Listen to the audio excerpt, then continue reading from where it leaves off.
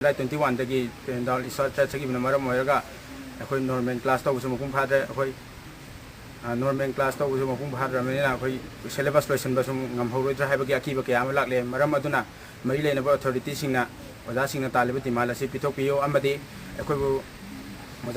oja singge regular salary phangan biyo amadi akhoi bu ningtamna lektam phangan biyo matung ina lakpa training workshop program kaya da so khoi saru ja ki maram aduna akhoi gi site gi di to kon to duty si akhoi adum to dina laili adu bo akhoi gi regular salary si di hoji pabu wi maram aduna akhoi oja sing si adu ki matik awaba mayo na re